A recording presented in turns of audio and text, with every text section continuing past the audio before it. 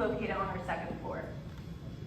We will have Polish and Italian food, and we will have as many services as possible so that we can please the public. So as for me, I said hospitality, what does that mean? So I started out in fast food. I did, kitchen, very fast-paced service, opening, closing shifts. But I also went on to working in catering and fine dining. From there, I had gotten experience in training and managing other team members and delegating tasks. But just working in the back of house as well as the front of house and dealing with patrons face-to-face and in person. I also do have experience in running a real estate development company with my fiance.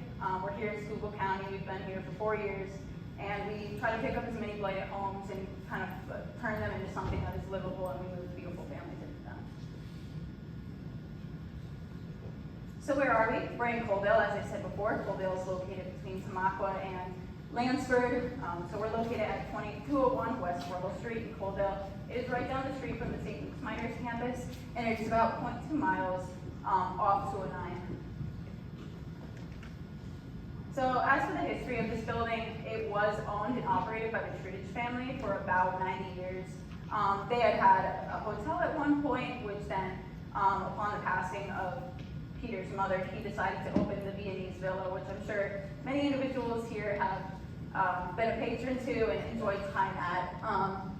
He was a really great host, and he made people feel welcome. So the Viennese Villa was a regular meeting spot. So our goal here is to really bring that back to the community while also paying homage to the Trudge family and what they have done. This, the photo on top is actually Pete in our main dining room. I don't know how old he is in it. I don't know when it was taken, but that's him, and I would love to pay homage to everything he has done. As I said before, we have two main venues. So we're gonna have the lounge. That's the photo on top. Lounge, we're gonna have bar bites, the skill game machines. We're gonna do the dartboards, pool tables. We want to do the leagues. And we also will have seating. I know it's not in that photo there, but we will have seating for guests to enjoy the bar bites or just to chat or play a game with other people they would like to hang out with. There will also be alcohol sales and tobacco sales in this portion of the building, and I do want to stress that it is a separate entrance and not accessible from the restaurant by or for patrons. So they would be required to exit the lounge and go into the entrance you see up here. This is our front entrance on West Ruddle. We also have a side entrance for the villa, for the restaurant on the second floor for the on 6th Street. My apologies. But right here we actually have these huge antique beer casks that are mounted on our walls, and that is something that is really, really beautiful. I know that they're covered there, but it's a historic aspect that we wanted to really kind of preserve from the original building. And that space is about 1,800 square feet that will be accessible to the public. On the second floor, we will have our restaurant, which, as I said before, will be full service dining with Polish and Italian dishes. We have a bar that seats about 10 people, and it will be staffed with a bartender. And we also do have a private room located in the back that could be used for overflow from service, or it could be rented out for wedding rehearsal, dinners, and those sorts of events. Our main dining room is about 2,300 square feet, so we do have a pretty spacious setup. So this is our schematic for the first floor. Right here is this double door entrance. We have a window right here. This is a POS system, and an employee would be located here. We would do out-the-door sales for alcohol and tobacco there, but we would also allow beer and wine purchases within this area. This seating is for the patrons to use, whether they're drinking, eating, whatever it may be. And then these are pool tables, skill game machines, dartboards. We have a pretty decent layout. We have bathrooms here, and we will have a secondary kitchen here so that we can make service to this area smoother while the restaurant is open. Here's the schematic for the main restaurant. Right here is that entrance that I showed you from the front of the building on West Ruddle Street, and this is the side entrance on 6th Street. They will be open for patrons to use. However, they will be ramps, so it will be ADA accessible. This is our kitchen, the primary kitchen. This is that back private room I was talking about. And then this is our main dining space, which ties into our bar space.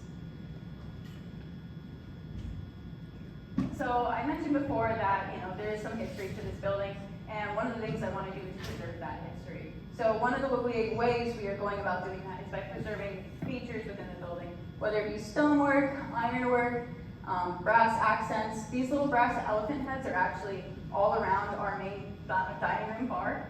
So that is something we've kept. I have a few other photos.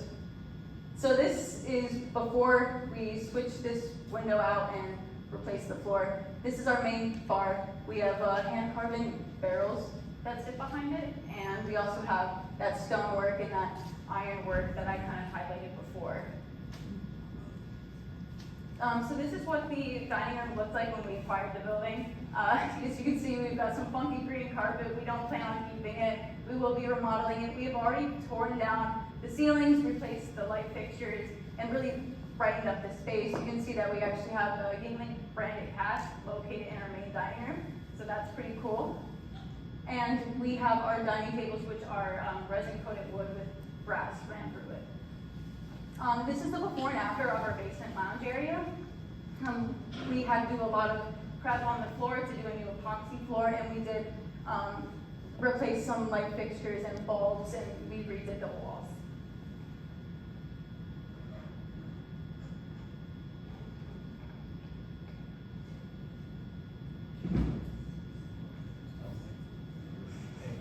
It's a short problem.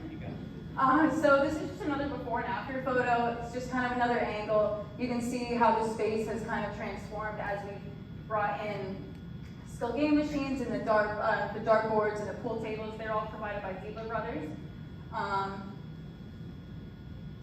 Here's just another angle of that. This is that double door entrance that I mentioned before.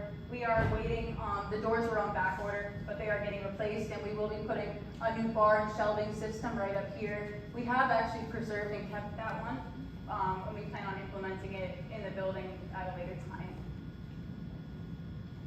So yeah, as I said before, we do have branded barrels in our building. This is the Yingling one, which you saw located in the main dining room. But we also have a Budweiser branded one located in that private room I did mention before. So as for our offerings, I said catering. So we could do drop-off catering, which is just us providing the food, or we could do full service wine and alcohol, food, those sorts of things, on-site or off-site. If someone wants to have it at their house and have us come in, that's something we could do as well. And then the same thing kind of applies for the private event spaces. If they say, oh, we only want the space, we'll pay you for the space, we don't want your catering services, that's fine, we can arrange that for a lower rate. I mentioned to-go sales. To-go sales, that's going to be food, alcohol, wine, or beer and wine, sorry, and then tobacco products. But we are also in the process of acquiring the house that is next door so that it can be renovated into overnight stays for wedding parties or tourists who are looking to look into the coal mines or Tuscarora. Okay, so I said Polish and Italian food. So we're going to have a decent sized menu, but I want to keep everything fresh. So I'm looking to do 30 items or under. I'd rather provide you guys with high quality food and a small options than provide you with something that I can't stand behind. So we're going to have mixed drinks. We want to have something for everyone. So we're going to have vegetarian options, gluten-free options. I really do want to make sure everyone can come to the villa and enjoy themselves here. But we will also do test specials. So we'll introduce things to the public that we don't have on our menu that we were looking at maybe adding to it, and we can get feedback from the public so that we can always include them in our decisions. So I do want to preface this by saying that I did not include any fast food restaurants, cafes, or places that didn't provide services that are similar to ours. But Tamaqua has a little under 7,000 people, and they have 7 restaurants and 1 bar located in their town, while Coaldale has about 2,400 people and they have, as I said before, the small pizza shop. In Lansford, they do have about 4,100 people, and they have 3 bars and 3 restaurants. You can see here, this little red arrow right here is where our building is located, and then this is Tamaqua, and this is the Lansford. So this route right here is 209. So, target populations. Are you looking for somewhere that you can go out and enjoy time with your family? Are you looking for a good meal?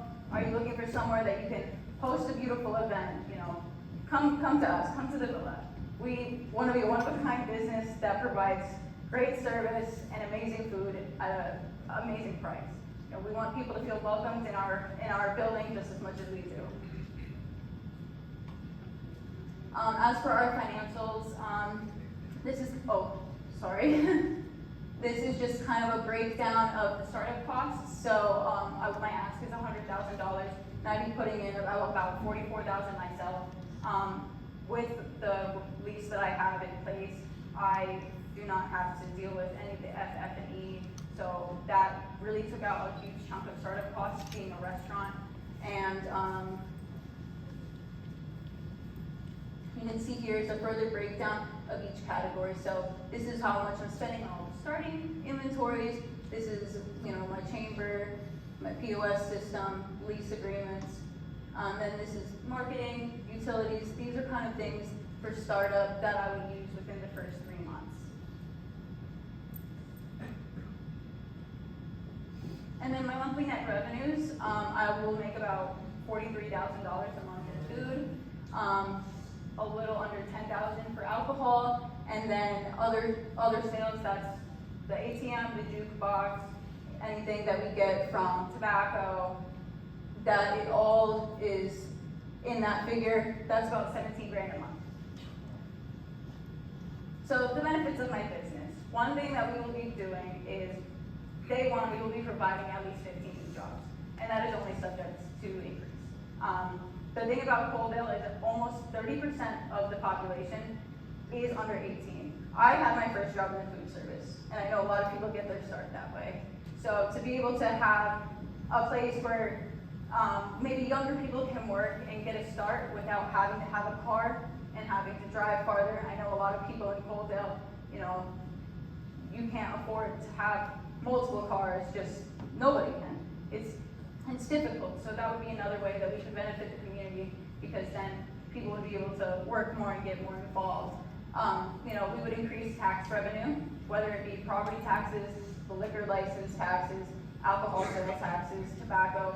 You know, we have a lot of revenue streams, which means we have a lot of taxes we have to pay, and that will benefit the community as well. I do plan to work with local vendors and local businesses and be as supportive of them as I can be.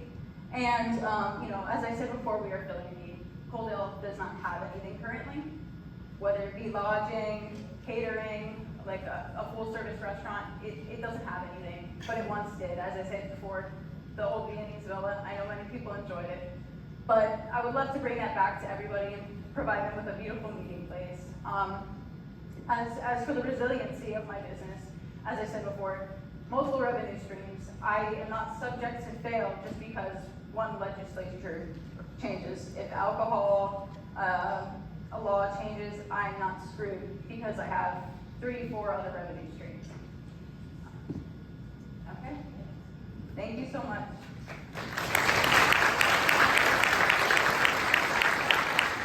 The restaurant and then also the lounge.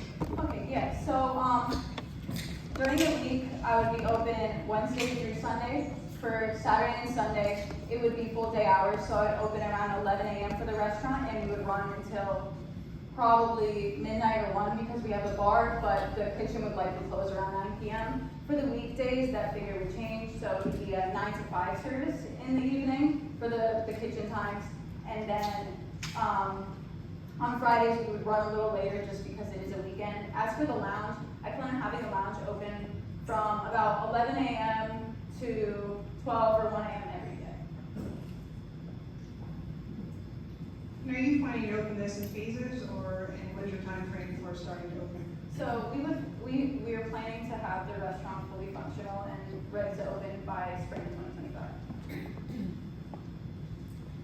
2025. Thank you for the presentation. I'm really impressed how far you've come in 16 weeks. Yeah. Viennese Villa was an institution in Coldale. I know. And there's two types of people in this world. People who've been there 1,000 times and people who have no idea what you're talking about. And I have no doubt that the people who are going to appreciate you retaining some of those elements, they're going to show up for you. How are you going to introduce the villa to a new audience? In particular, Jim Thorpe. I mean, you have people in Jim Thorpe who are waiting 4 hours for a restaurant. They travel to a broader region. How are you going to get to that? Well, I think one thing I could do is like public outreach is always really important. So people don't want to come to your business unless you make it interesting and make them feel invited. And that is something I'm going to set out to do. And I can do that by contacting local businesses, going to events in Jim Thorpe, but also just by doing marketing and advertising properly. Nice job with the presentation. So you've had experience in the food industry in all aspects, correct? Yeah. Would this be your primary job for some time? Yes. Is that what you anticipate? You would be there every day, you would be running it? Yeah. Like I said, she did a wonderful job in the presentation, and you came, as he said, you came a long way in the last 16 weeks. It's very hard to stand up there in front of everybody if you don't know and pitch your business. It's very impressive. My question is, as far as the restaurant and operations, tables, kitchens, everything involved, what's the status of that in the restaurant now? Are you taking everything over, or do you have to purchase a lot of that, or lease a lot of that, and stuff like that? So our restaurant, the kitchen, is full of appliances actually. So we are pretty set in that aspect, which is why we don't have high starter costs. As for the tables and stuff like that, we already have them. We have removed the pillar. You saw in the one photo, it's kind of like the benches. We have removed them so that we can redo the floors properly, and then we're going to mount them back. We're all looking forward to visiting your restaurant once you get opened up. Everybody in this room, I'm sure. Thank you. I would just echo everything that was already said. Great job. But could you remind us of what is the parking situation like, just because you are trying to bring people? Yeah, so that street in Coaldale is actually like really wide. I don't know what figure to give you, but parking is allowed on both sides and it's a double wide road. Finished. Can you hear me? Oh, yeah. I want to commend everyone tonight on their attire and so forth. Very professional, because you see when it walks around the neighborhood some days. And especially your footwear. I like your footwear. Oh, thank you. But anyway. Steam out of what I was going to ask you. I assume your kitchen's ready to go if you want to open tomorrow, correct? Yeah, the only thing is we do want to redo the floor, the kitchen floor, but all of the walls, the FRP, we replaced that. Our guys had fun doing that, but I appreciate them. The basement rehab and so forth, just curious. You don't have to answer it. but The basement is the lounge. Those are the photos. So Where you had to take up the carpet and do a lot of. yeah, we already took up the carpet, we scraped it, did the proper preps, removed all the adhesive, and we did the new epoxy floor. Did you have a radon test for that? No, Okay, I'm just curious. I don't know. You did a good job. thank you. All right, thank you very much, Leslie. All right, great presentation, great words of wisdom from the legendary Dave Snyder, as always.